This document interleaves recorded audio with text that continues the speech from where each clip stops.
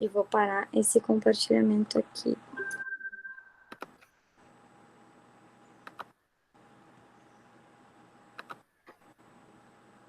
Tudo bem? Sim, só tem que colocar em modo tela cheia. Sim, estou tentando aqui. Eu acho que tu pode desligar o microfone do teu computador. Ah, verdade. Eu acho que era isso que fazia dar o eco. O que eu tinha tentado dizer ontem, quando eu falei, antes eu falei desliga o computador, eu devia ter falado desliga o microfone do computador, né? Eu desliguei o som. Não, desculpa. Agora vai. Tá melhor agora? Sim. Aí, vamos lá. Vou voltar lá para nossa aula.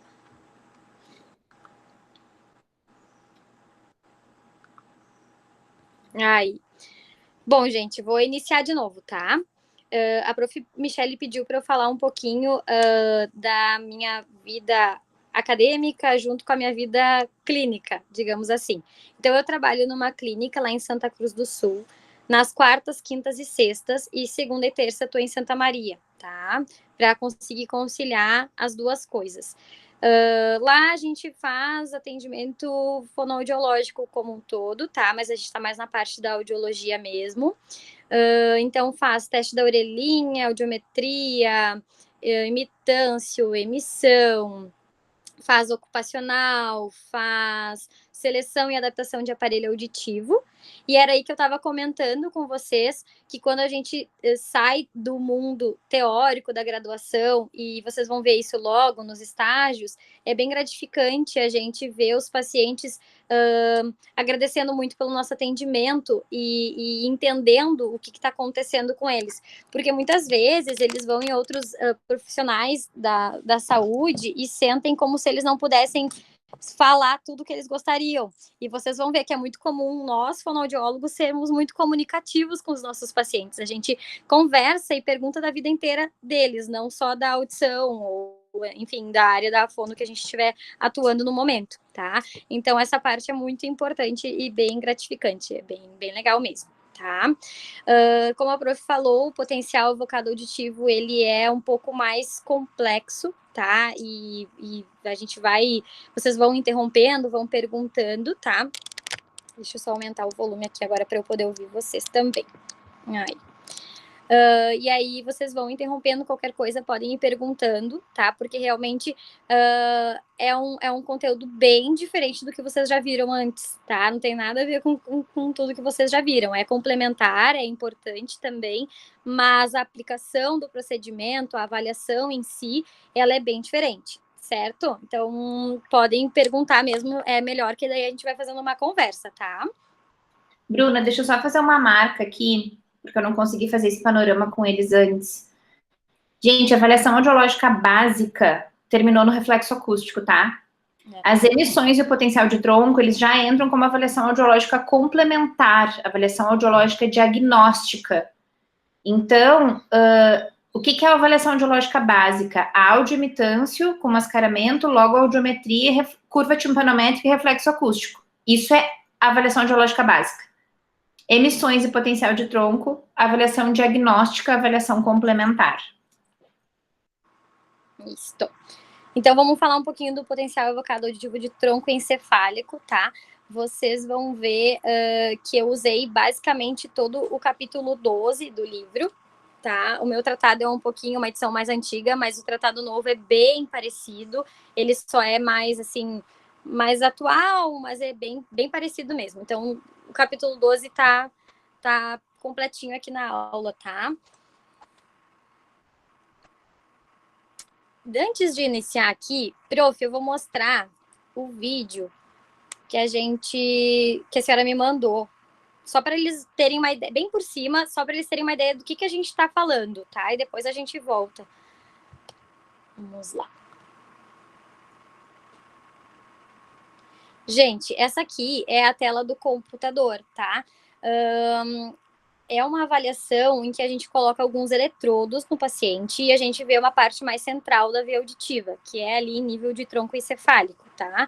Então, o paciente, ele tá acomodado numa cadeira, eu vou explicar isso mais pra frente, mas só para vocês terem uma ideia que o paciente não vai responder nada e o teste, ele nos dá ondas. Assim como vocês viram a onda lá do reflexo acústico, aqui vocês vão ver as ondas do potencial evocado auditivo de tronco encefálico, tá? Basicamente, a gente procura 3 ondas, que também a gente vai falar um pouquinho mais para frente, e a gente vai fazendo as estimulações com um fone de inserção que vai estar dentro do paciente, vai estar no ouvido do paciente, né?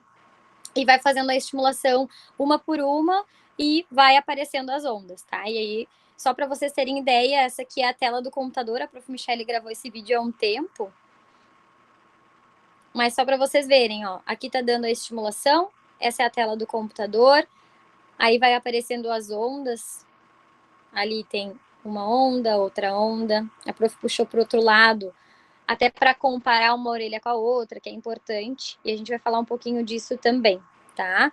Mas só para vocês terem ideia que é um exame totalmente diferente do que a gente já viu, ele tem algumas ondas também, mas totalmente independente, digamos assim, tá? Depois a gente mostra o vídeo mais com calma também.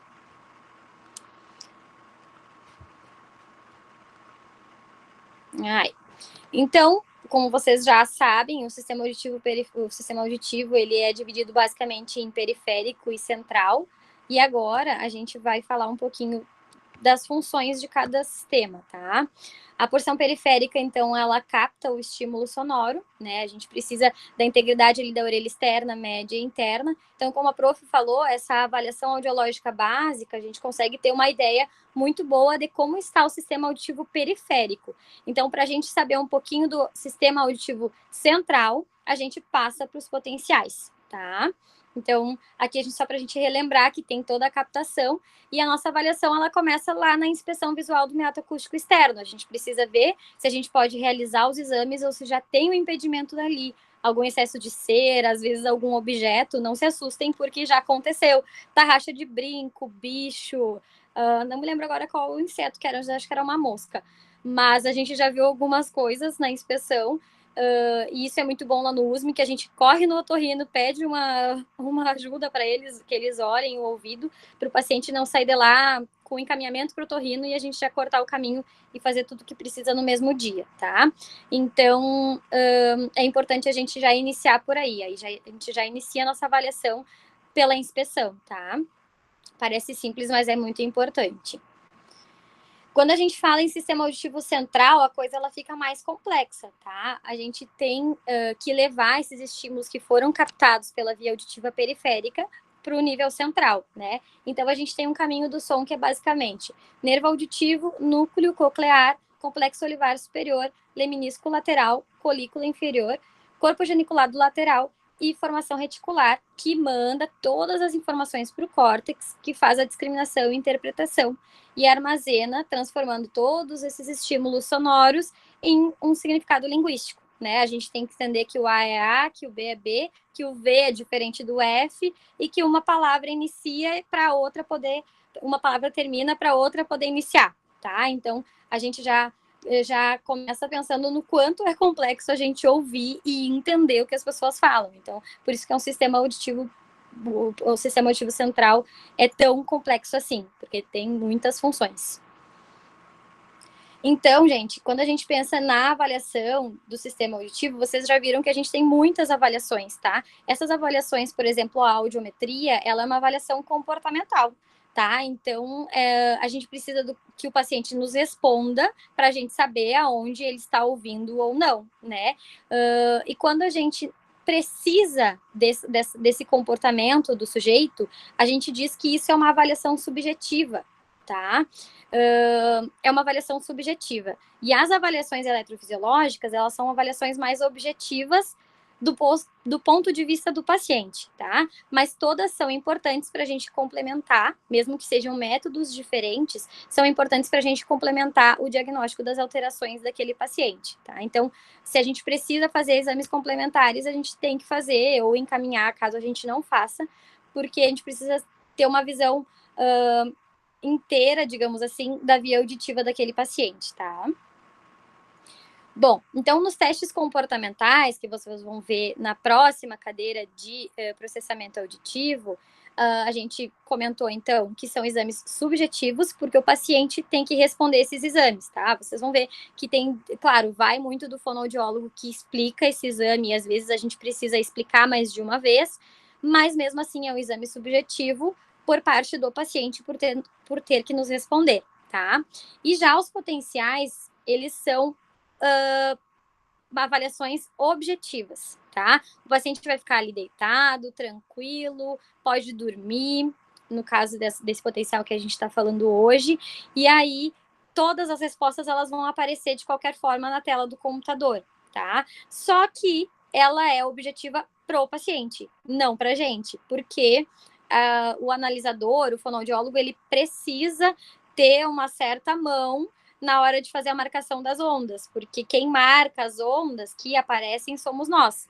Então, a gente tem que analisar muito bem o exame e fazer o laudo para mandar para o profissional que nos pediu ou para finalizar o diagnóstico do paciente, tá? Bom, os potenciais evocados auditivos, eles são divididos dependendo do tempo que a via auditiva leva para responder para o determinado estímulo, tá? Então, a gente tem estímulos que fazem com que a via auditiva responda mais rápido. Por exemplo, curta latência, a latência, na verdade, é um tempo em milissegundos, tá? Vocês vão ouvir muito essa palavra. É um tempo em milissegundos que aquela resposta levou para aparecer para a gente, entende? Então, por exemplo, a gente tem curta latência, então que foi uma resposta rápida. A gente tem potenciais de média latência e tem os potenciais de longa latência que demoram mais tempo, geralmente são potenciais corticais para poder aparecer a resposta do paciente, a onda, no caso ali, né, que vai ser a resposta para a gente, entendem? Então, são tempos diferentes e isso classifica os potenciais. Então, a latência é uma palavra nova que vocês vão ver bastante, tá? Às vezes a gente fala assim, os idosos têm um tempo de latência aumentado. Sim, eles têm, porque eles levam um tempo maior para nos responder o que a gente está perguntando para eles, porque demora um pouco mais para eles conseguirem processar a informação, e isso é comum, tá? Então, a latência é esse tempo de resposta, tá? Então, os de curta latência são potenciais que geralmente vão avaliar nível de tronco encefálico, tá? E a maturação, ela acontece por volta dos 2 anos, e a resposta de 1 a 12 milissegundos, tá? Média latência são potenciais que avaliam a região subcortical, que acredito que não esteja dentro do currículo de vocês, por não ser tão utilizado na prática clínica hoje, mas é importante vocês entenderem que eles existem. Então, esses potenciais subcorticais, eles levam um pouquinho mais de tempo para ter a resposta, então de 15 a 80 milissegundos, e a maturação dessa estrutura por volta dos 10 a 12 anos de idade. E os potenciais de longa, eles dão a resposta da região mais cortical, como a gente tinha comentado, e o tempo de maturação é por volta dos 18 anos de idade e respostas de 100 a 500 milissegundos. Então, é muito diferente. Os potenciais de curta respondem até 12 e os potenciais de longa respondem até 500 milissegundos, tá? Que é muito mais tempo que a via auditiva leva para responder, mas são informações que tem que chegar a uma parte mais complexa e, às vezes, tem que processar mais informações mesmo do estímulo, entendem? O potencial que a gente vai ver hoje, que é o PEAT, ele é um potencial de curta latência que avalia ali tronco encefálico, tá? Então, só para vocês verem ali. Se vocês encontrarem que às vezes vai modificar, por exemplo, o tempo do potencial, pode ser de 1 a 10 milissegundos, são classificações diferentes, mas basicamente é a mesma coisa, tá? Bom.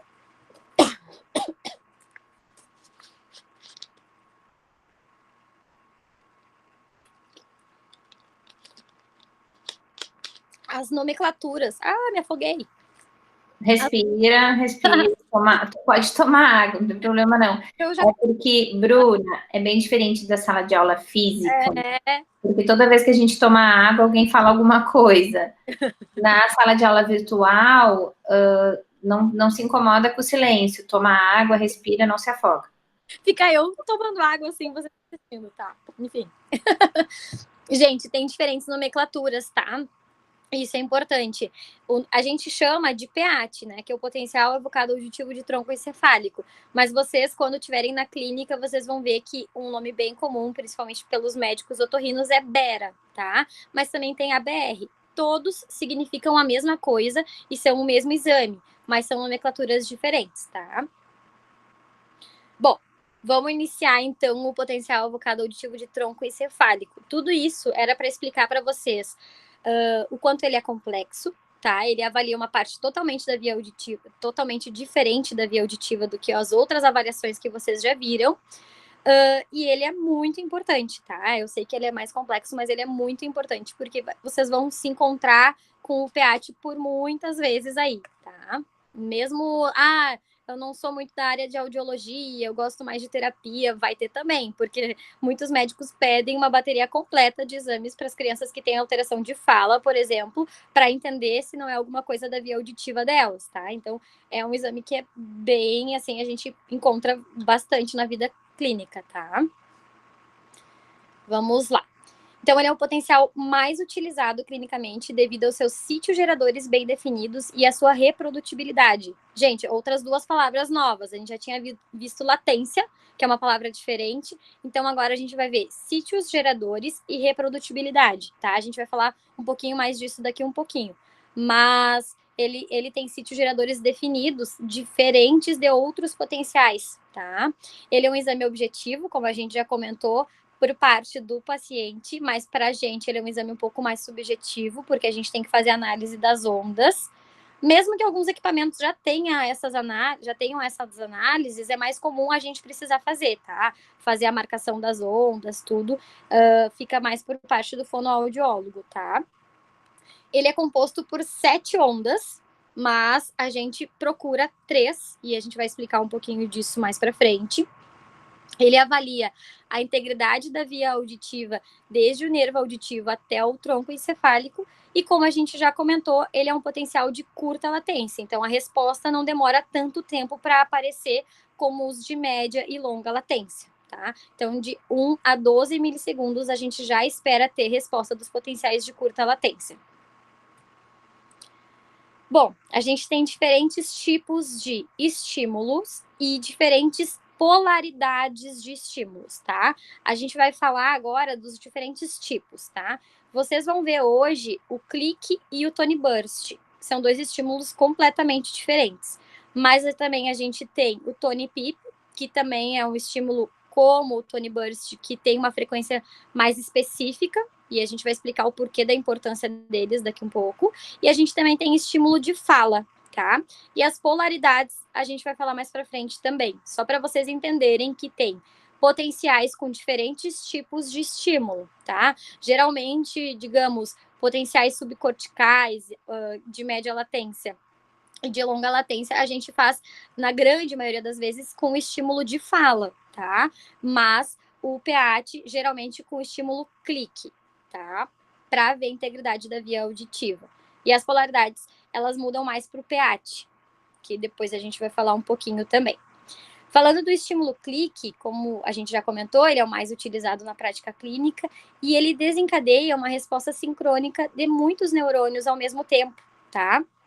E os cliques mais encontrados, eles ficam na faixa de 2 a 4 mil Hz ou de 3 a 6 mil Hz, com a duração de 1 milissegundo, tá? Então, eles são rapidinhos e eles avaliam mais ou menos de 2 a 4 mil Hz na sua grande maioria. Então, não é uma, digamos assim, se a gente fosse avaliar como numa audiometria, ele não é tão completo como, que a gente avalia de 250 a 8 mil Hz, tá?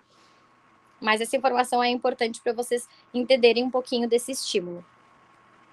Essa é a cara do exame, tá? Esse é um exame perfeito, que a gente adora usar de exemplo para vocês entenderem como eles podem ser bonitos, porque às vezes a gente não encontra esse exame tão bonito assim no dia a dia.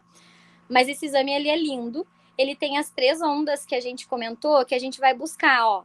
A 1, a 3 e a 5, mas ele pode ser composto por 7 ondas, lembram? Então, assim, aqui a gente até consegue enxergar uma onda 2 e uma onda 3, mas a gente sempre vai procurar marcar a 1, a 3 e a 5.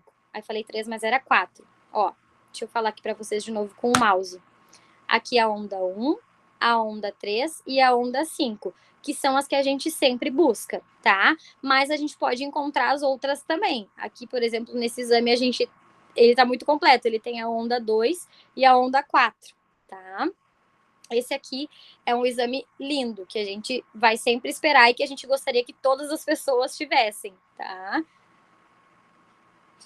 A gente busca a 1, a 3 e a 5 porque elas são ondas que têm maior amplitude e maior estabilidade. E como a gente sempre vai buscar uma reprodutibilidade, que a gente vai falar daqui um pouquinho, a gente precisa de ondas que são amplas o suficiente para se reproduzirem, tá? Tudo isso porque quando a gente pensa nos sítios geradores deles, a gente tem regiões mais mielinizadas, que são mais estimuláveis, e aí a gente consegue enxergar melhor as ondas, tá? Vamos com calma que eu vou falar um pouquinho de cada coisa também. Reprodutibilidade. Vocês vão ouvir falar muito da repro, tá? É a capacidade do sistema nervoso auditivo central de responder de forma similar para diferentes estimulações. Então, assim, quando a gente faz o exame, a gente coloca, geralmente, 2048 sweeps, que a gente chama, que são cliques. Então, a gente faz, imagina, claro, 1 milissegundos. Então, são 2048 cliques para estimular uma vez e procurar as 3 ondas.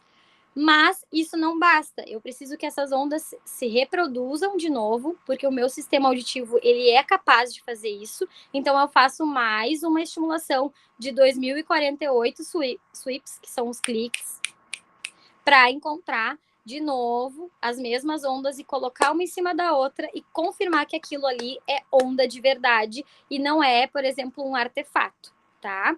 Então, aqui no outro lado, a gente tem um exame que tá sem repro, que a gente não tem onda nenhuma, tá? A gente não consegue encontrar nada ali, tá? Então, aqui não tem uma reprodutibilidade. E no outro exame, a gente tem o exame lindo, tá? Nenhum PEAT pode ser concluído se não houver repro das ondas, tá? Porque senão a gente não pode confirmar que aquilo ali é uma onda. Na vida, talvez vocês encontrem algumas coisas diferentes por serem outros equipamentos, tá? Mas o ideal é repro em todos os exames, tá? Isso é muito importante, em todos os exames, em todos os PEATs. Então, aqui é um PEAT que tem reprodutibilidade e um PEAT que não tem reprodutibilidade. Bruninha, só volta o teu slide para fazer uma coisa. Aqui? Gente, eu quero que vocês pensem assim, ó. Como a Bruna comentou no início, vocês estão aprendendo um outro exame que é completamente diferente de tudo que vocês viram até agora. Então, a gente vai colocar eletrodos no paciente, vai colocar fone, ele vai dormir. Quanto mais relaxado o paciente estiver, melhor. A gente não precisa dele. E a reprodutibilidade é isso, ó. Uma onda em cima da outra. Então, eu estou falando em ondas, né? A gente falou da ondinha do arco reflexo, era uma ondinha só lá no equipamento e acabou. Reflexo presente ou não. Agora eu estimulo, vai gerar essas ondas, que cada uma representa uma porção da via auditiva, e daí vem a onda. Para reproduzir, tem que ter outra onda, assim, ó, juntinho. E daí me falta mãos aqui para fazer todas as ondas, né? Mas quando a gente está em aula, a gente brinca de teatro. Eu faço uma onda, vem um colega, faz outra onda, vem um colega, faz outra onda, para fazer onda 1, onda 3, onda 5. Mas não dá para uma onda ser aqui e a outra aqui, ó. Não dá para uma onda ser aqui e encontrar a outra aqui, ó. Ela tem que ser assim, ó. Uma em cima da outra. Só isso, Bru. Exatamente. Tem que ser uma em cima da outra, porque senão a gente não tem certeza que aquilo ali é uma onda de verdade. E isso é muito importante. Vocês vão entender a importância do PEAT, e isso é muito importante. O nosso PEAT tem que estar correto. E tá, aí assim, desculpa, Bruna, por que tem que ficar assim, uma em cima da outra? O sistema nervoso auditivo central, no oitavo par craniano, no complexo olivar, no lemnisco, ele tem que ter um funcionamento que se replica, que se repete. Não dá para o neurônio trabalhar assim agora e trabalhar assim daqui a pouco, porque isso significa que a transmissão do som para o sistema nervoso auditivo central, ela está falhando, ela não está boa. Então, ela tem que se replicar, ela tem que se reproduzir, ela tem que ser igual em 2 momentos diferentes. Eu estimulo, tem que ser assim. Eu estimulo de novo, tem que ser assim. Não dá para em 2 estímulos diferentes o neurônio uma hora fazer assim, outra hora assim, outra hora assim. Tem que ser assim. Isso dá o nosso comportamento auditivo. Isso demonstra o nosso comportamento auditivo e a nossa capacidade de compreensão e percepção central dos sons. Isso. E isso acontece, como a prof falou, porque o nosso sistema ele é capaz de responder 2 vezes para o mesmo estímulo. Então, ele precisa responder no mesmo tempo, não pode mudar o tempo. Não pode responder 1 hora em 1 milissegundos e daqui a um pouco 2 milissegundos. Não tá certo. A gente tem essa capacidade quando a gente tem um sistema auditivo íntegro, tá? E quando a gente pensa em PEAT, geralmente é uma parte que a gente tem bastante contato com os otorrinos, tá? Eu me mudei aqui. Porque eles pedem muito PEAT, tá? E a gente estava conversando, né, prof, que é importante aqui a gente enxergar o fonoaudiólogo como um profissional capacitado para fazer o PEAT e laudar o PEAT. Porque muitas vezes eles vão ler só a conclusão do teu exame. Eles não vão olhar a onda, eles não sabem olhar as ondas. A grande maioria tem essas dúvidas. E assim, eles perguntam pra gente, a gente já teve, né, prof, questões de otorrino vem perguntar, tá, mas quando que eu peço PEAT, quando que eu não peço? Por que esse exame é inconclusivo? Porque tem alguns momentos que o exame não vai ser conclusivo, que o paciente fez aquele exame só porque o médico pediu, porque não tem como concluir. Então, isso é importante, sabe? A gente tem que enxergar nós, fonoaudiólogos, como os profissionais que fazem os PEATs e que a gente tem a função em fazer o PEAT correto e laudar corretamente, porque muitas das vezes ele vai ler só a conclusão do teu exame, tá? Então, isso é muito importante, vocês entenderem que a gente tem que se enxergar como um profissional bom, capacitado, que a gente pode fazer esse exame, tá? E que nós vamos laudar ele, tá? Isso é importante. Bruna, posso te interromper um pouquinho? Eu, de novo, perguntando sempre, é porque é meio difícil. Ai. Muito obrigada. Eu quero saber. Muito obrigada. Tanto pode quanto deve. Não, é porque eu sou apaixonada por essa matéria, eu tô achando lindo, só que eu quero saber da onde que esse estímulo vem. Esse estímulo é um som, aí esse som teve uma onda que vai estimular, tipo, todas as ondas dentro do meu corpo, assim, é tipo isso? Ele é e várias vezes até o estímulo chegar.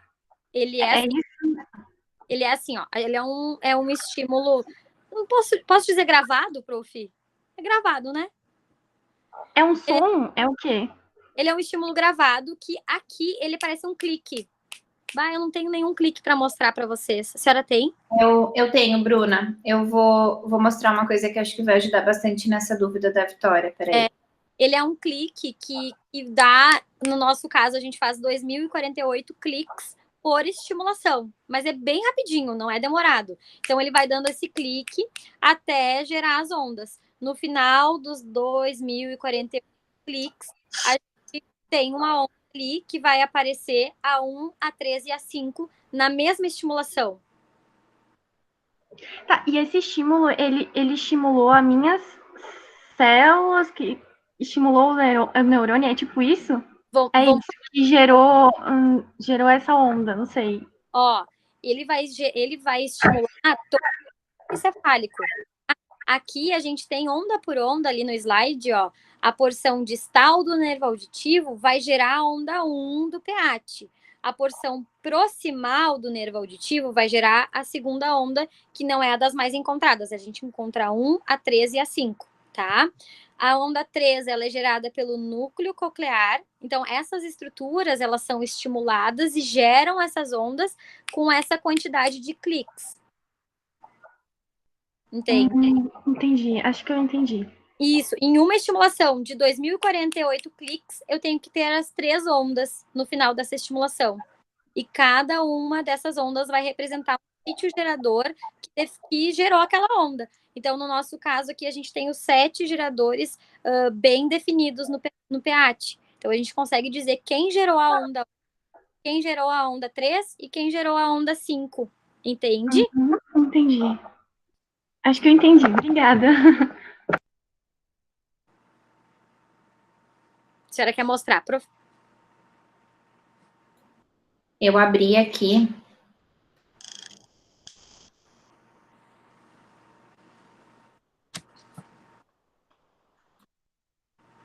Vocês escutam o som do meu computador?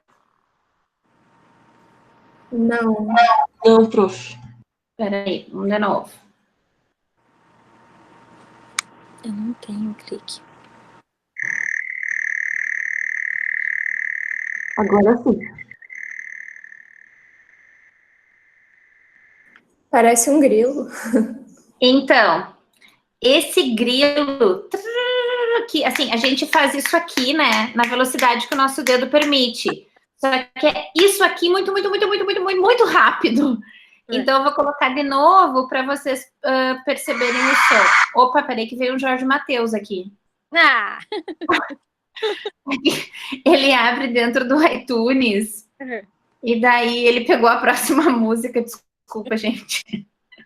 Só para descontrair. Não, tô procurando aqui, ele fugiu. 500 Hz. Não, ele abriu o processamento agora. O Handle Gap Detection Test. Exatamente, Bruno. Acabou de ouvir, ele abriu o RGDT. Aqui.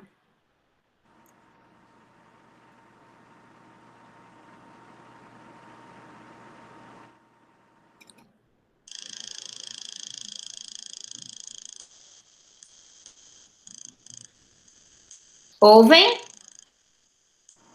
Sim, prof.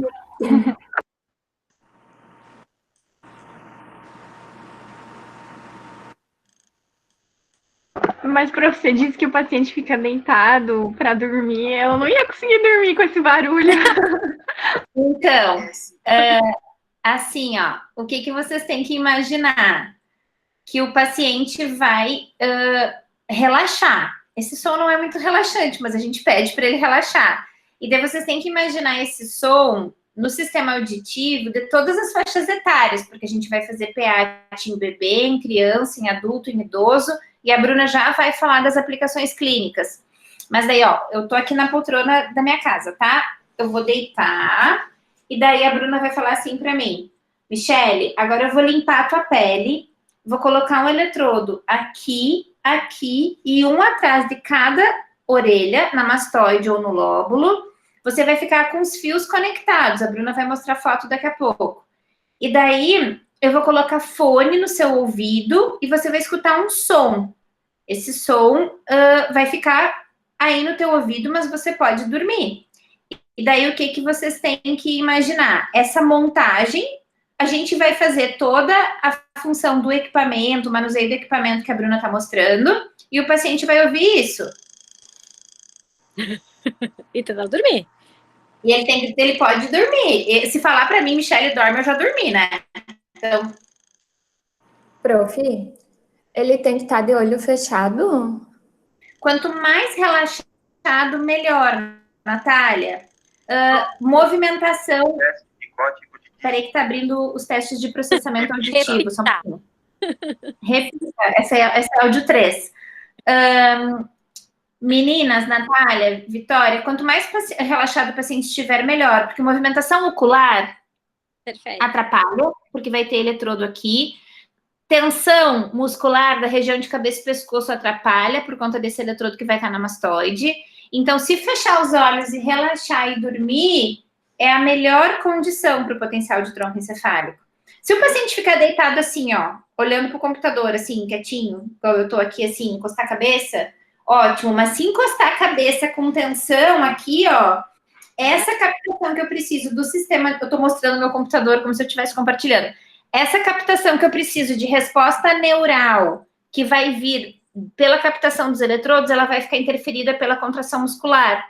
Então, é para sentar do jeito que o paciente achar melhor. Se ele quiser ficar assim, se ele quiser ficar assim, se ele quiser se encostar. Mas lá, no ambulatório, a gente tem uma poltrona do papai. A gente ergue os pés para o paciente ficar com os pezinhos erguidos e a cabecinha escorada. Isso. É porque eu pensei, assim, tipo, para criança, né, é difícil, tipo, pedir para criança ficar de olhinho fechado, quietinha, daí talvez se colocasse algum Desenho sem som, não sei, não pode daí, no caso. Não. Tá. O ideal, Nath, é dormir mesmo, e daí a gente brinca que na nossa condição, hospital universitário e clínica escola, as crianças têm que dormir por livre e espontânea pressão. Então, as mães trazem as crianças cansadas, quando está na idade de mamar, traz para dar mamar no ambulatório, a gente limpa a pele, ele mama e dorme. Daí a gente coloca os eletrodos. Ou traz a criança cansada para ela relaxar. Até dá para colocar um desenho, mas tem que ser sem som e a criança ficar quietinha. Se ela quiser ficar brincando junto assim com o desenho, já não dá. Tem equipamentos que fazem isso. Tem, mas não é a realidade nacional. Assim, a grande maioria dos lugares precisa com que o paciente fique quietinho. Mas existem equipamentos que o paciente pode ficar andando pela sala, pulando. Chama Vivosonic esse equipamento. Mas é bem difícil. Existem pouquíssimos no Brasil. A gente queria, mas não temos. Então, com adulto, gente, é fácil, é tranquilíssimo. Com idoso, às vezes, até eles já ficam meio ansiosos, batendo o pé, assim, como quem diz, não vai acabar. Mas, e com criança é o maior desafio, né? A gente prepara uma tarde inteira, às vezes, né, prof, para criança e nem marca outro depois, porque às vezes é a tarde inteira mesmo.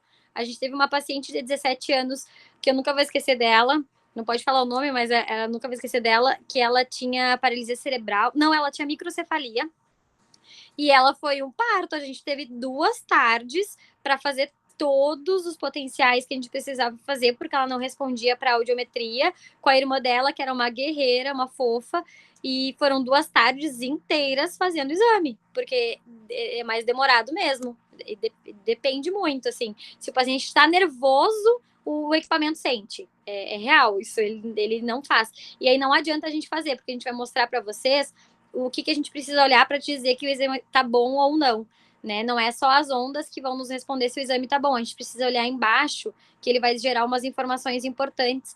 Então, se o paciente está nervoso, aquilo ali já a gente não consegue fazer porque entra muito artefato, tá? Alguma dúvida mais?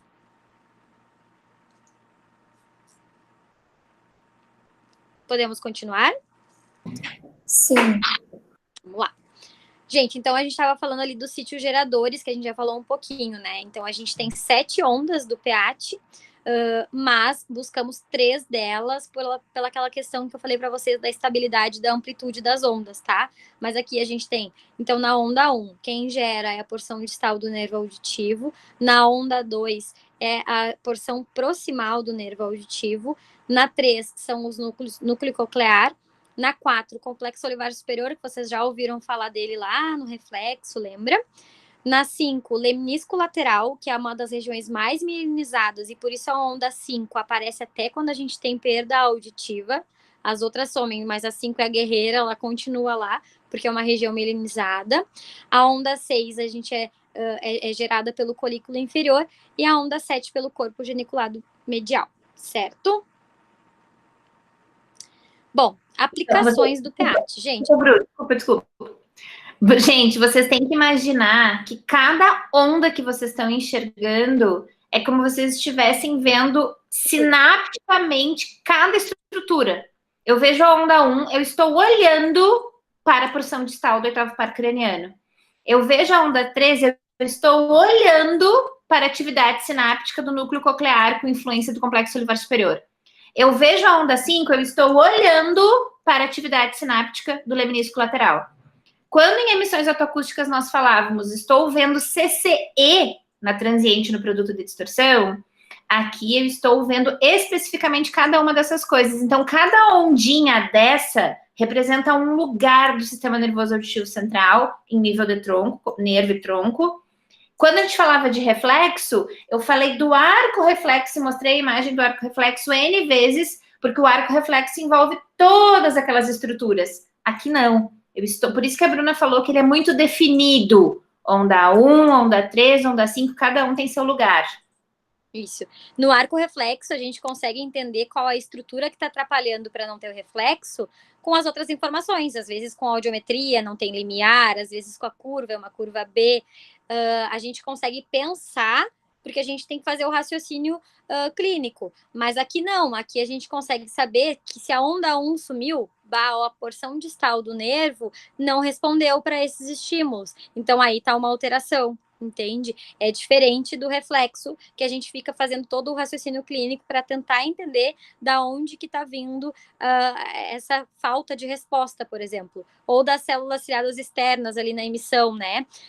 As células ciliadas externas, que são avaliadas pela emissão, ela se está com curva A, ok, mas se eu tenho uma curva B, eu já não sei te dizer o que está respondendo e o que não está respondendo, né? Eu preciso da integridade da orelha média para poder saber das células ciliadas externas, tá?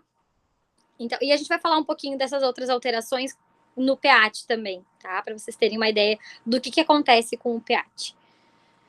Gente, as aplicações clínicas que vocês vão ver neste livro aqui, ela tem pesquisa de limiar eletrofisiológico para determinar grau e tipo de perda auditiva. Isso não é mais usado, tá? A gente só vai usar o PEAT com o estímulo clique para pesquisa da integridade da via auditiva, tá? Então, aqui a gente está falando do PEAT com estímulo clique, tá? E a gente vai fazer a integração.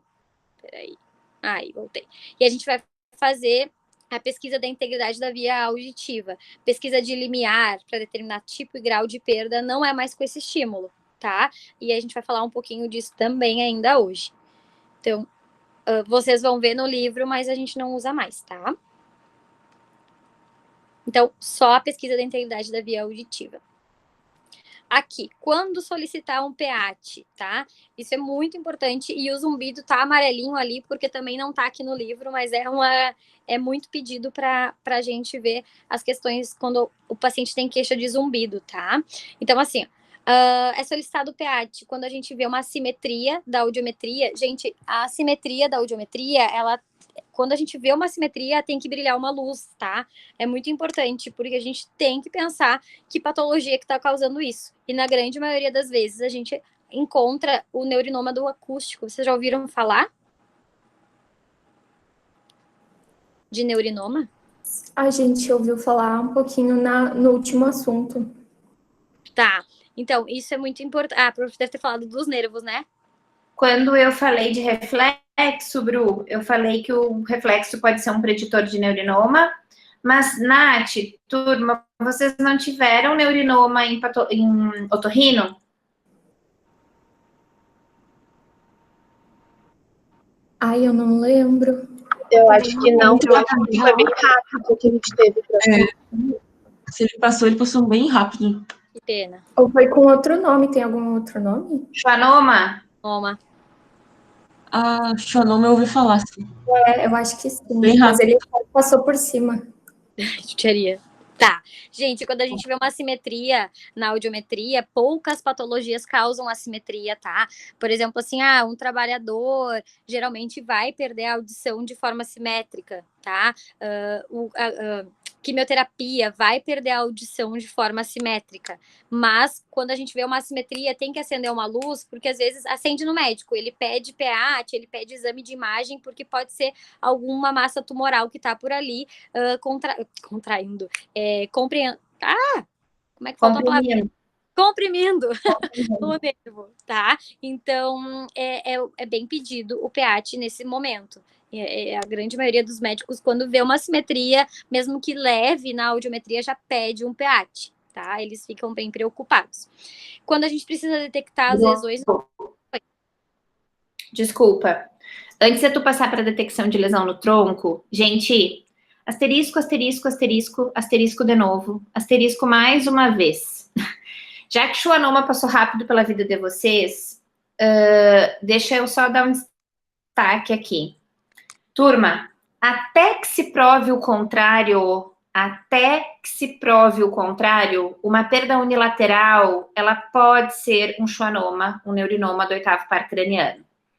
O nome mais utilizado agora é schwannoma. É uma falha técnica da professora usar o nome neurinoma, porque é para falar mais schwannoma. Mas essas coisas mudam toda hora. Então, distúrbio de processamento auditivo vira transtorno de processamento auditivo. Neurinoma e schwannoma são a mesma coisa, que é uma massa tumoral no oitavo par craniano. Até que se prove o contrário, pelo PEAT, pelo exame de imagem, o paciente com uma perda unilateral, normal de um lado, perda do outro, pode ser um tumor no oitavo par craniano. Seja schwannoma, neurinoma, o nome, tumor no oitavo par craniano. Gente, ototoxicidade, perda auditiva induzida pelo ruído, ototoxicidade por remédio ou por quimioterapia, todos os agressores do sistema auditivo, normalmente eles são agressores bilaterais. Eles não vão dizer assim, ô cóclea da direita, deixa eu fazer uma perda em você, cóclea da esquerda, vai ficar tudo bem com você, vou te dar uma chance. Não existe isso. O sistema auditivo, ele é agredido bilateralmente, normalmente.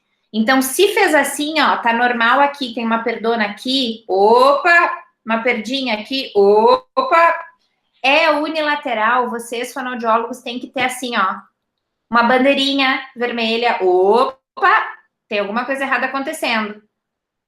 O médico vai pedir potencial de tronco. Se ele não pedir, vocês vão ligar para ele. Então, doutor fulano, tudo bem? Eu queria discutir com você o caso do seu Beltrano, porque eu achei uma perda auditiva unilateral. Então, eu gostaria de saber se você vai solicitar um potencial de tronco, porque às vezes o paciente tem convênio, a solicitação tem que vir pelo médico do convênio. Mas a gente, fonoaudiólogo, a gente tem o poder e a possibilidade de pensar em outros procedimentos audiológicos complementares. Mas é delicado, é ético, é profissional ligar para o otorrino e conversar com ele sobre isso. Perdas unilaterais, tá? Normal de um lado, perda do outro. Gente, isso é muito importante, inclusive porque assim, ó, quando a gente sai do mundo acadêmico e vai para a clínica, ou faz os dois como a gente, no mundo da clínica, quando a gente vai fazer, por exemplo, audiometria ocupacional, às vezes tu vai numa empresa e tu tem, sei lá, 140 audiometrias para fazer. Tá, dos trabalhadores, dentro de uma cabine que é muito menor que a cabine do USM, que não sei se vocês já conhecem, mas é muito menor, é geralmente um por um. A altura, às vezes, o paciente não consegue ficar de pé lá dentro.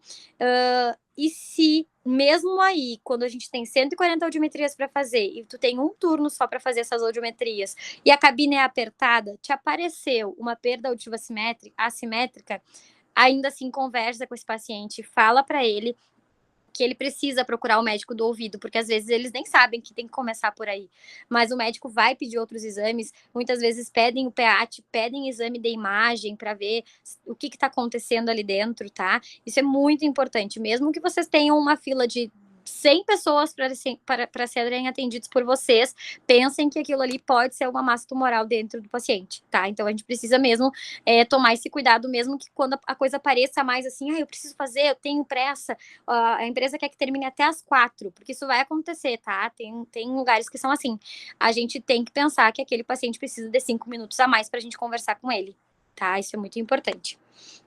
Bom, para detectar lesões de tronco encefálico, né, que a gente consegue ver que se tem os sítios geradores bem definidos, a gente pode falar assim, a onda 1 foi porção distal do nervo, deixa eu voltar lá naquele de novo. A onda 3 foi núcleo coclear, a gente consegue ver aonde que tá a alteração, qual a porção que tá a alteração da via auditiva, tá? E assim, gente, ó, onda 1, proximal de nervo, lembrem de nervo. Onda 2, núcleo coclear. E a onda 5 é... Onda 2 não, desculpa, onda 3. E a onda 5 é lemnisco lateral. Pensem no lemnisco, porque ele é uma região bem mielinizada e a gente tem muitos neurônios respondendo por ali, e é uma onda que aparece mesmo quando a gente tem perda auditiva, tá? Então a gente tem que saber esses 3 sítios geradores, certo? Só para chamar mais atenção ali dos sítios geradores, que é importante. Vamos voltar lá. Monitorização cirúrgica, então, durante cirurgia, não é muito utilizado, ao meu ver. Auxílio no diagnóstico de morte encefálica, então, quando tem alguma dúvida se aquele paciente está ainda com o cérebro ativo, digamos assim, a gente pode fazer o PEAT, porque mesmo com o paciente dormindo, a gente tem que ter essa resposta, então, mesmo com o paciente ali precisando em coma induzido, digamos assim, ele tem que ter essa resposta, porque ela não é uma resposta que precisa de algo para ser desencadeada, ela só precisa do som, entende? Então, a gente colocou o fone, a gente vai ter que encontrar as ondas ali. A identificação da neuropatia auditiva. Vocês já viram neuropatia? Acho que com a Eliara, talvez. Algo assim.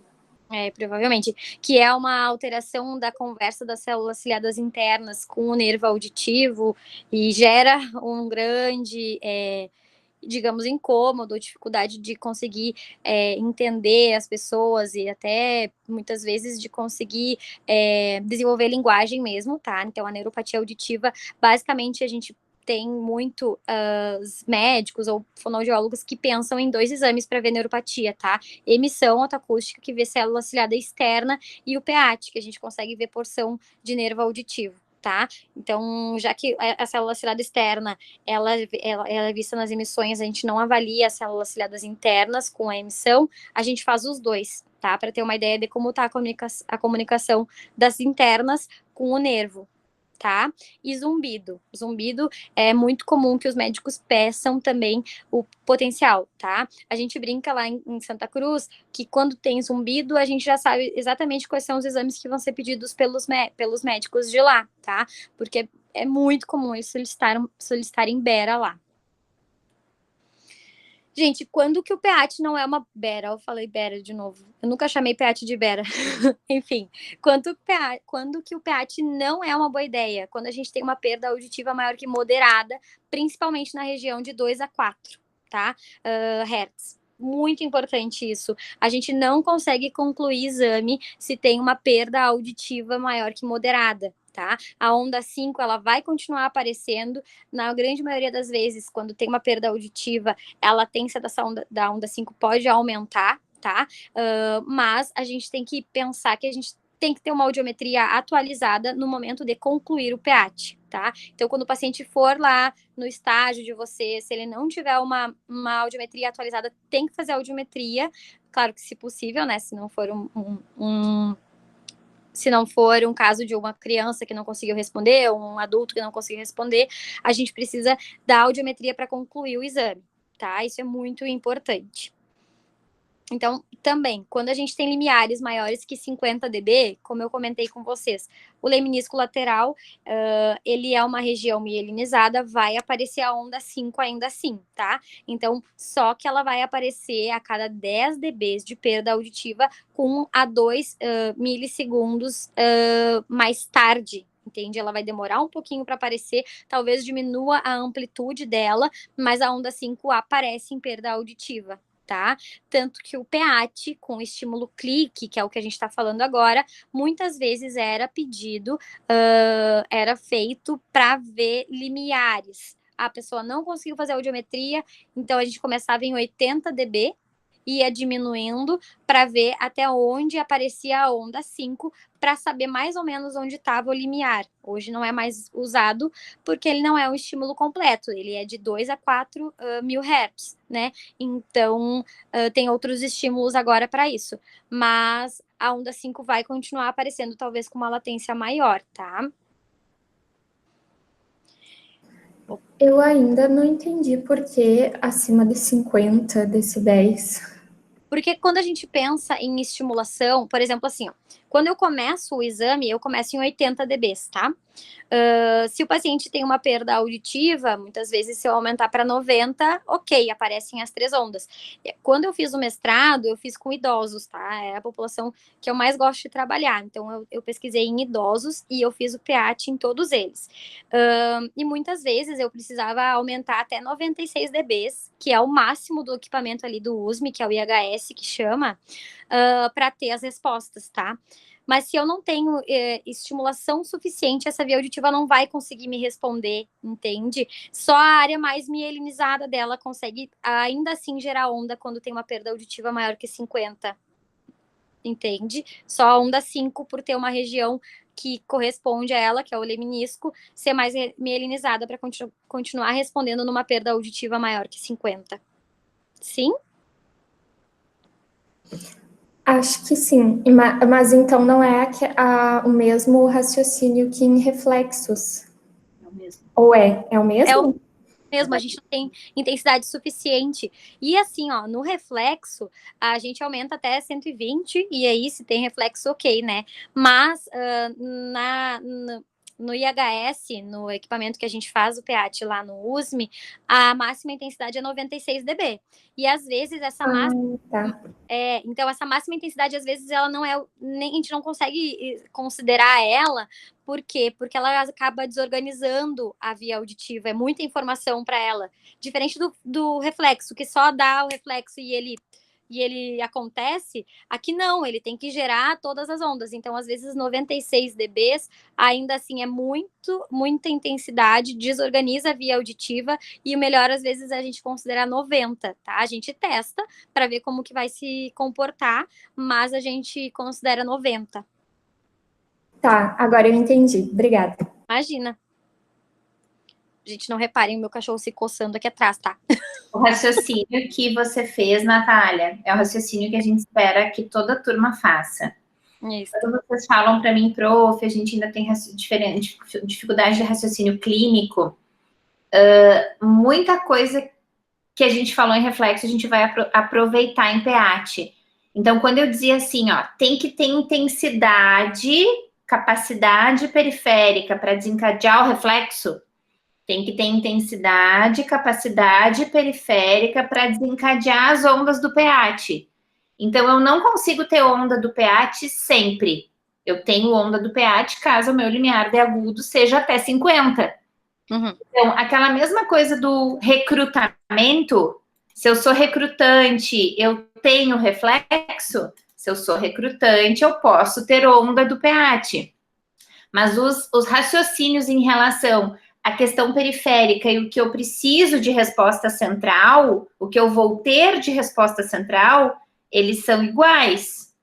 Eu não tenho condição periférica, eu não tenho limiar, não é culpa da via auditiva central, é culpa da cóclea. Ela que não tinha condições de mandar o estímulo para cima. E aí a gente não consegue aumentar mais o volume para que ela mande, entende? E se aumentar muito, talvez desorganize essa via, seja muita informação, e a gente tem uma resposta um pouquinho pior do que numa intensidade mais baixa, tá? Isso a gente percebeu fazendo, né, prof? Na verdade, a gente percebeu fazendo nos nossos pacientes, assim, poxa, mas em 90 tá melhor que 96, deixa 90 então, considera 90 e não sobe para 96.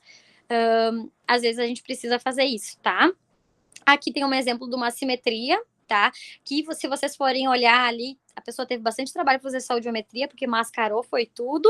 E ali, ó, tá por volta de 90, na verdade, 100 dBs por volta de 2 a 4 mil hertz, tá? Então, a orelha normal dele tem um PEAT, tudo certo ali. Não é dos PEATs mais bonitos, mas tá tudo ali, mas a orelha direita, que tem essa perda auditiva de grau profundo, mesmo sem fazer a média, acredito que seja, ela não apresenta nenhuma onda, a gente não consegue enxergar nem a onda 5 ali, vocês viram? Não tem como. Então, a gente foi no máximo do equipamento e a gente não consegue nem concluir esse exame, porque eu não vou conseguir falar da via auditiva dela se eu não sei como que a cóclea mandou essas informações para lá, porque não tem intensidade suficiente para mandar as informações para o resto do sistema auditivo, entendem?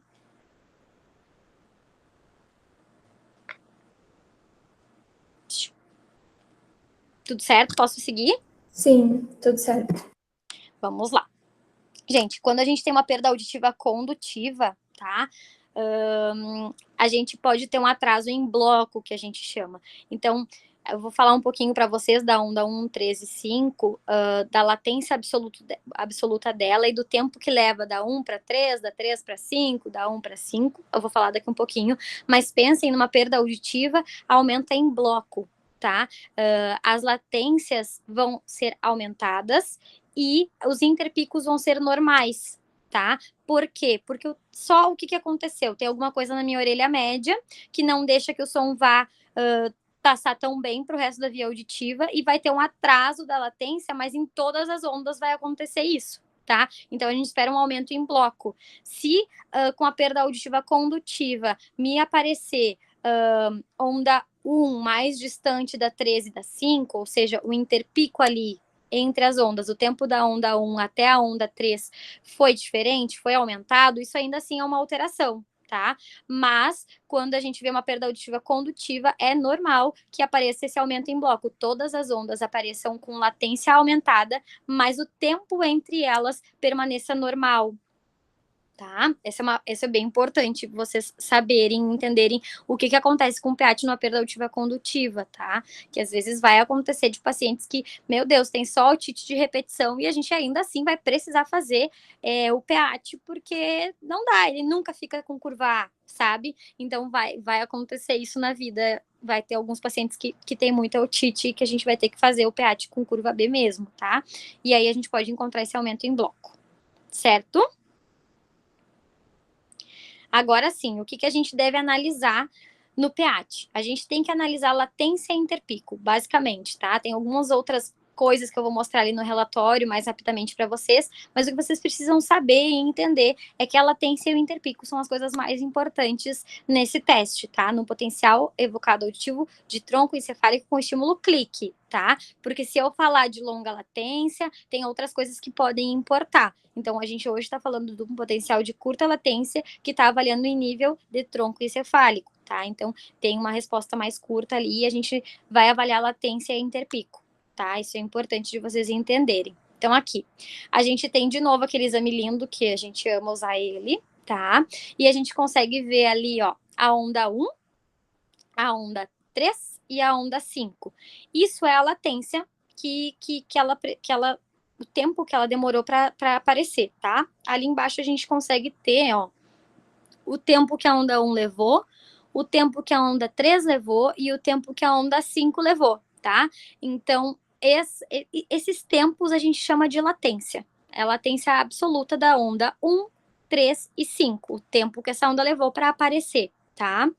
Quando a gente fala em interpico, é o tempo da onda 1 até a onda 3, da onda 3 até a onda 5 e da onda 1 até a 5. Então, é o tempo entre as latências absolutas, tá? Então, se a gente pensa assim, é bem fácil de a gente lembrar no PEAT. As ondas principais do PEAT com estímulo clique, 1, 3 e 5, tá? A onda 1 vai aparecer por volta de 1 milissegundo, a onda 3 por volta de 3 milissegundos e a onda 5 por volta de 5 milissegundos. Isso é o que a gente vai esperar sempre. Da 1 até a 3, a gente sabe que vai levar 2 milissegundos. Da 3 até a 5, 3 milissegundos, 2 milissegundos também, desculpe. 3 a 5, 2 milissegundos também. E da 1 a 5, 4 milissegundos, que é a soma do tempo todo do PEAT, tá? Da onda 1 até a onda 5. Isso é tempo de interpico, tá? Então, são as duas coisas que a gente vai analisar. Latência absoluta, que é o tempo em que a onda apareceu, e o tempo entre elas, que são os interpicos. Então, são 3 interpicos. 1, 3, 3, 5, 1, 5. Certo? Eu tô meio confusa, eu ainda não entendi como é que eu vou saber reconhecer a onda 1 em 3 e 5. A gente vai mostrar para vocês, porque assim, ó, quando a gente está fazendo o exame, a gente já fica lá na ansiedade de procurar as 3 ondas, tá? E a gente sempre espera a repro para poder olhar e marcar se ela tá ali ou não. Mostra a régua, Bru. Isso é a régua. Aqui. A gente fica esperando elas aparecerem. Então, a gente precisa da repro para saber se a gente vai marcar ou não a onda, tá? Mas, quando a gente está fazendo o exame, a gente tem uma régua, tá? Aqui, ó, tá? Essa régua aqui é muito importante, ela não cabe lá com o exame, por isso que ela tá cortada aqui. Essa régua, ela vai até 12 milissegundos, que é o tempo esperado dos potenciais de curta latência, lembra? E aí a gente vai procurar a onda 1 por volta de 1 milissegundo, tá aqui na régua, a onda 3 por volta de 3 milissegundos e a onda 5 por volta de 5 milissegundos, tá? Então, é a parte que é mais difícil, achar as ondas, tá? Não é uma dúvida que é, assim, uma dúvida simples, é uma dúvida que é difícil pra gente achar, porque tem alguns exames que a gente faz, e às vezes não dá repro, e tu jura que aquilo ali é uma onda, e aí agora, como é que eu vou fazer? Vou aumentar a intensidade para procurar, sabe? Então, achar as ondas é a parte fonoaudiológica nossa, né? O paciente está deitado e a gente precisa ver onde é que estão essas ondas, tá?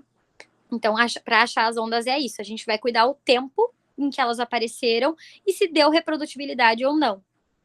Basicamente, é essa parte mais importante do exame, na hora que a gente está aplicando, o paciente está lá deitado e a gente já está ali com o mouse. Aqui eu acho que é a onda 1, aqui eu acho que é a onda 3. Ah, mas essa aqui está mais para 6. Será que é a onda 5? Vamos ver. Aí a gente faz a repro, a gente aumenta ou diminui, tá?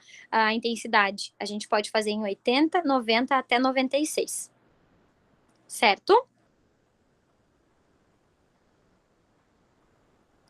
Certo. Qualquer coisa vai perguntando, tá? Essa parte é mais difícil mesmo de entender. Mas as latências e os interpicos, vocês conseguiram entender como que eu vejo latência e interpico? Gente, essa parte de potencial de tronco, ela vai ser somada à atividade de RA. Agora, depois do RA, quem vai valer a atividade para o segundo BI é a parte de potencial de tronco. Então, quem tiver aí de verdade e quiser perguntar se não estiver entendendo, por favor. É a hora. Viu quanta coisa ficou de emissão autoacústica e na hora vocês não perguntaram? Então, vamos lá.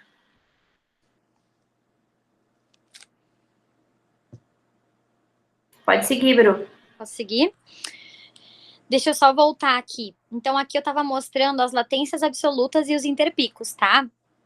Aqui, eu só dei um zoom no mesmo exame, numa das orelhas, que eu consigo aqui mostrar para vocês que é a orelha direita. Ó, vou acompanhar aqui com o mouse. É a nossa orelha direita, que é o canal A, que a gente chama, tá? Aqui a gente consegue ver, a onda 1, a onda 3 e a onda 5 e os interpicos. Esses valores, eles são gerados automaticamente quando a gente faz a marcação das ondas. Então, quando a gente está fazendo, elas aparecem sem marcação, né? Aí a gente faz uma vez, faz a reprodutibilidade para ver se essas ondas vão se confirmar, e aí a gente escolhe qual a onda que a gente vai marcar, que geralmente a gente escolhe a mais bonita, e aí faz a marcação das ondas. Marcou a onda 1, a onda 3 e a onda 5, os interpicos e as latências, elas vão dar para o equipamento vai dar para a gente. Vai fazer esse cálculo e vai mostrar ali embaixo automaticamente, quando a gente finalizar a marcação, tá? Então, aquela parte ali em pontilhado vermelho é o equipamento que vai dar pra gente. A gente só vai fazer a marcação da 1, da 13 e da 5, tá? E aqui... No caso, as melhores ondas, elas seriam as que estão melhor acopladas umas nas outras? Elas precisam estar acopladas para que a gente consiga confirmar que aquilo é uma onda, tá?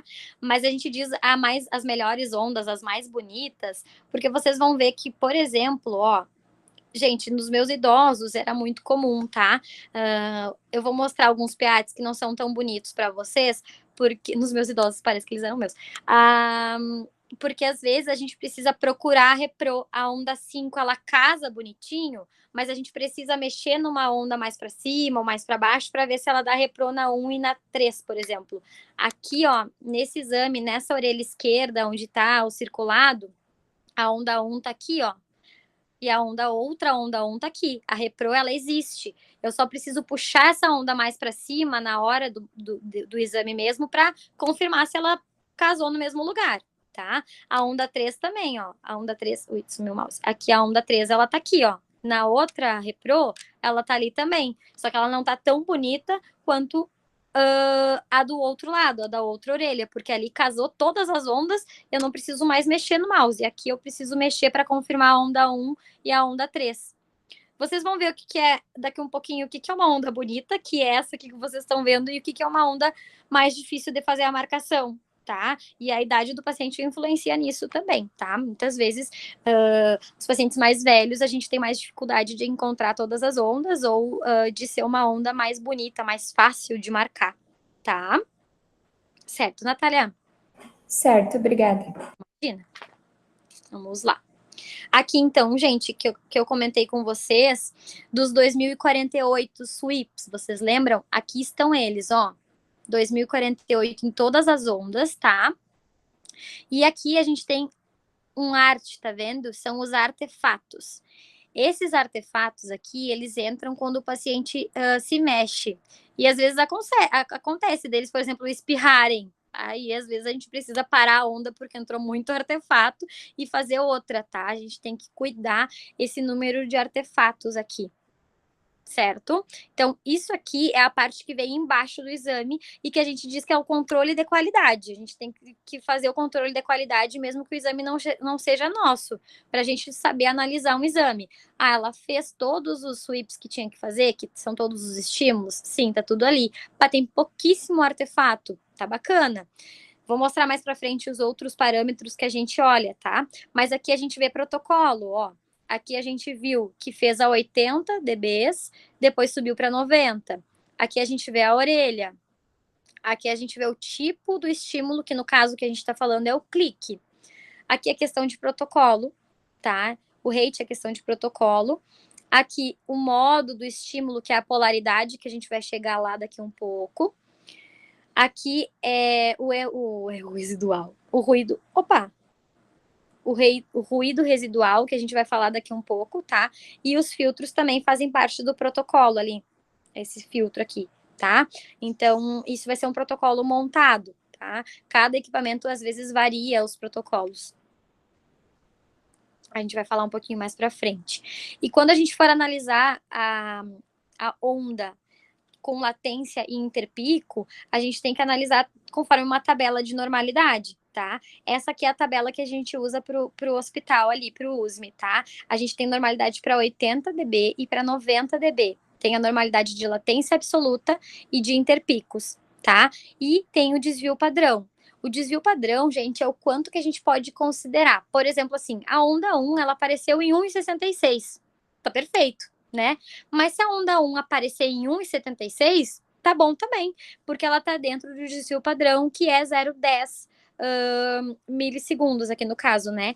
E a gente pode usar até 2 desvios, tá? Então, eu posso usar, por exemplo, 1,66 menos 0,20 e 1,66 mais 0,20. A gente tem um limite bom que a gente pode olhar e ver onde é que tá a normalidade. Certo? Teve alguma coisa no chat que eu perdi, não consegui ler. Deixa eu ver. Onde é que eu vejo o chat aqui?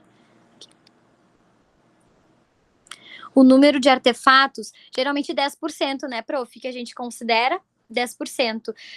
A gente fica torcendo lá na hora do exame para não entrar mais artefato, porque lá no USME, gente, a sala, ela fica, vocês vão ver que as salas, elas precisam ser silenciosas, tá?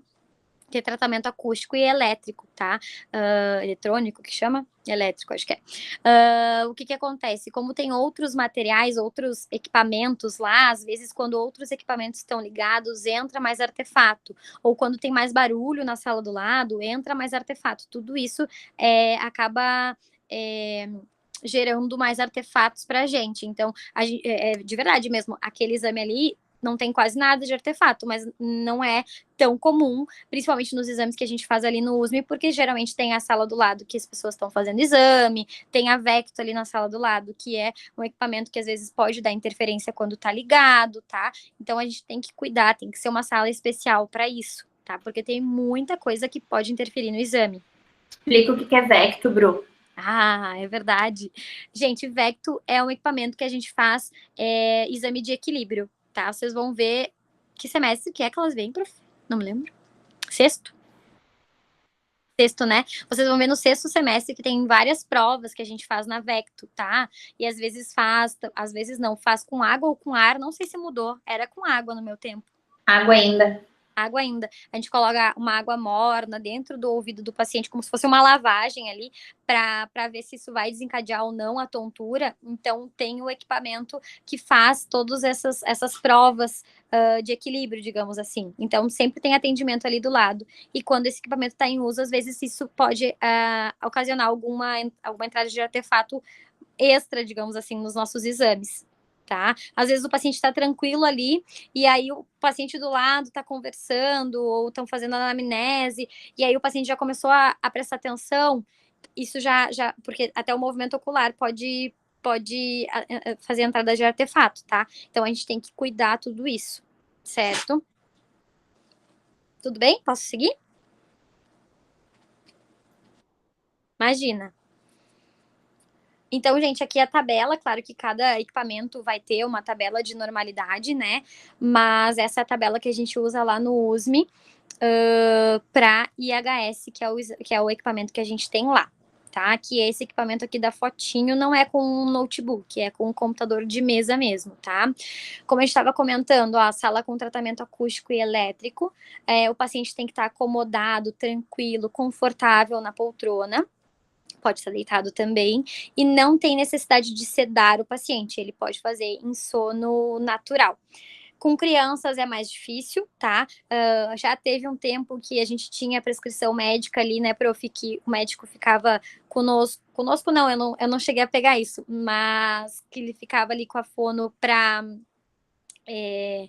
controlar esse medicamento da criança para ela dormir o exame inteiro, tá? Mas como isso é meio arriscado, a gente prefere sempre fazer em sono natural, e tem alguns médicos que não quiseram mais se responsabilizar por dar a medicação para a criança dormir ali, tá? Então a gente tenta sempre fazer em sono natural, orienta a mãe que tem que vir cansado, que tem que vir para mamar ali, sempre orienta para tirar da rotina, não deixar dormir, se dorme até mais tarde, acordar mais cedo.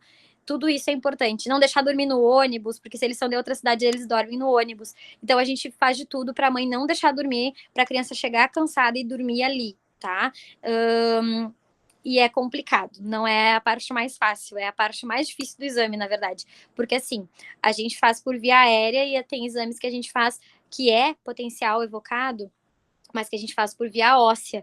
E o vibrador, gente, se vocês já colocaram, ou se vocês ainda não fizeram essa parte na audiometria, coloquem quando vocês tiverem a oportunidade, porque ele aperta um pouco sim, tá?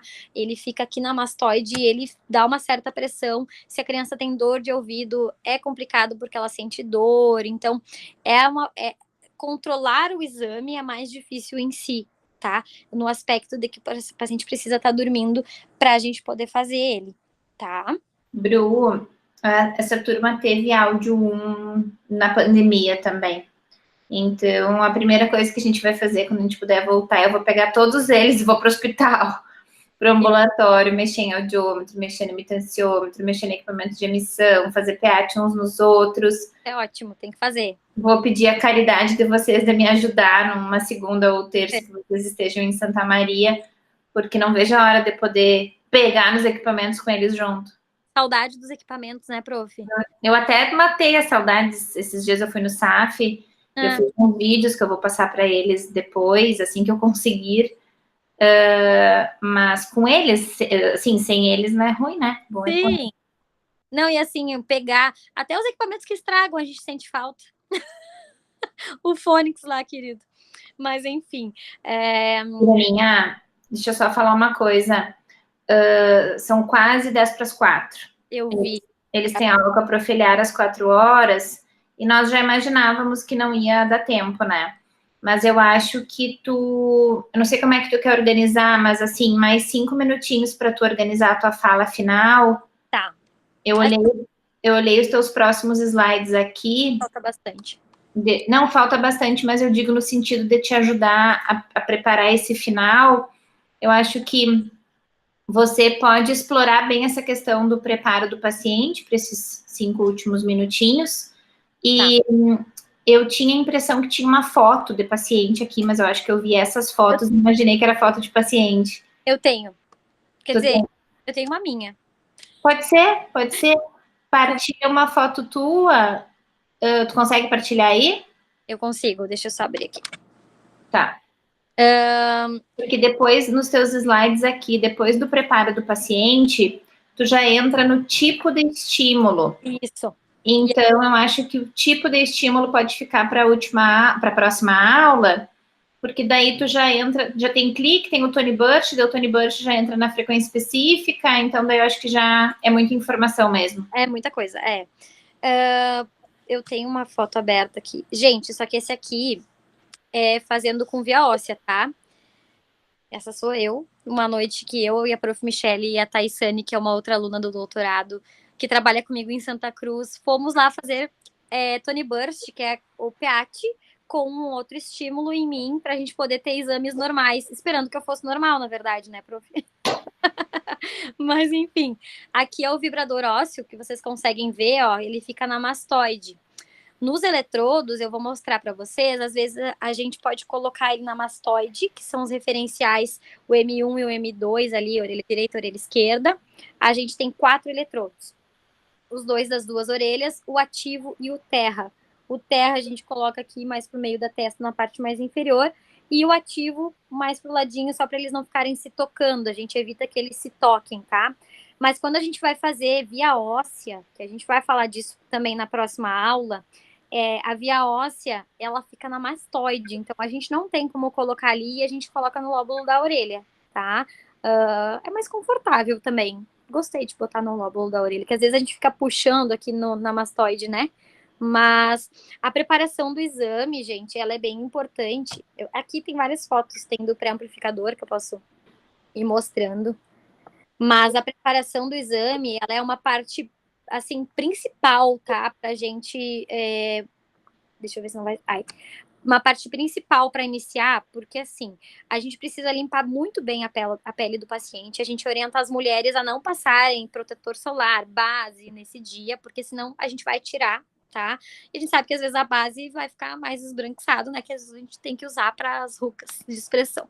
Aí a gente vai fazer a limpeza aqui na testa, na mastoide, e a gente já pede para elas evitarem de usar a maquiagem, tá? A limpeza a gente faz com esta pasta abrasiva aqui, que é o Nuprep. Ele é como se fosse um esfoliante, tá?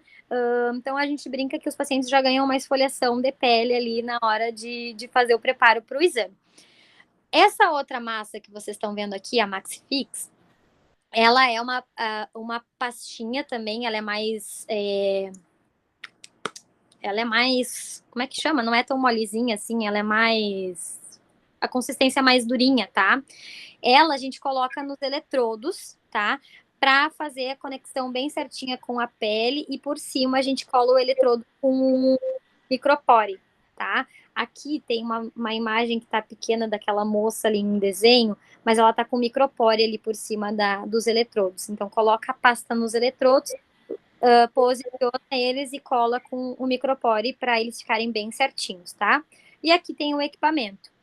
Depois que a gente fizer essa montagem do paciente, limpar bem a pele dele, passar essa pasta nos eletrodos, a gente vai colocar na pele do paciente. Aqui, no caso, aparece um pouco, mas aqui tá no meu lóbulo, ó. E a gente evita que tudo se encoste, tá? A gente evita que esses fios fiquem se encostando aqui na hora do exame, tá? A gente tem esse aqui, que a gente chama de pré-amplificador, que ele fica conectado com o nosso equipamento. E aqui tem os eletrodos, tá vendo, ó? A gente tem... Aqui, ó. Aqui tem o left, que é o da orelha direita, e eles se juntam ali, ó. Tem o right, que é o da orelha... Opa, desculpa, o left que é da esquerda, o right que é da direita. E aqui no meio a gente tem o terra, tá vendo? A gente separa bem eles na hora de montar para colocar no lugar certo, tá? E nessa caixinha tem esse on, que ele tá ligado já, e esse botão de rosca que a gente gira para ver cada um dos eletrodos. Aqui tem o nomezinho deles, tá vendo? Ó. E aí a gente tem que ver se eles estão bem com a impedância da pele, tá? Então a gente vê aqui, tem que ficar no máximo no 3, que é esse do meio aqui. Se ficar mais mais pro vermelhinho, ele fica amarelinho ali. Agora ele não tá, mas ele fica amarelinho. Se ele ficar vermelho aqui nos outros que não são 3, a gente tem que tirar, limpar de novo e botar o eletrodo de novo. E isso a gente tem que fazer, porque senão ele não vai ficar bom e vai ficar entrando artefato. Então essa parte é muito importante para que o exame fique mais fácil da gente conseguir fazer, entendem? Tem que cuidar a parte da colocação dos eletrodos, tá? Aqui o IHS, uma fotinho de cima dele. Aqui a foto do protocolo, que a gente vai falar na próxima aula.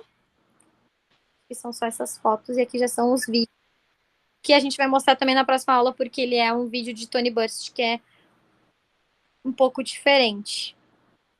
Certo? Vocês têm alguma dúvida? Que a gente possa já conversar um pouquinho agora? Porque senão acho que a gente vai entrar no próximo assunto e é legal a gente deixar ele todo para a próxima aula, né, prof?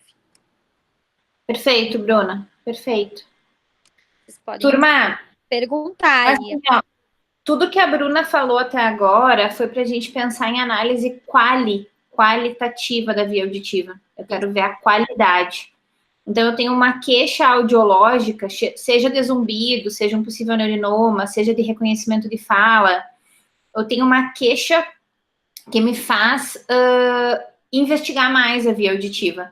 Então, uma audiometria com logoaudiometria, que me mostra o índice percentual, não é o suficiente para eu conseguir fazer um topo diagnóstico do problema auditivo do paciente. Então, o potencial de tronco que a Bruna explorou é o qualitativo. Eu estou vendo a qualidade da via auditiva.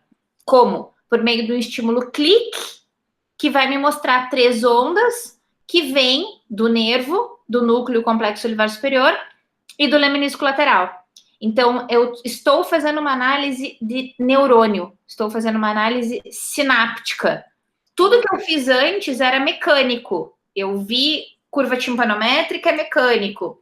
Reflexo já tem uma porção sináptica, mas curva é mecânico. As sinapses aqui, ó, gente, acontecendo.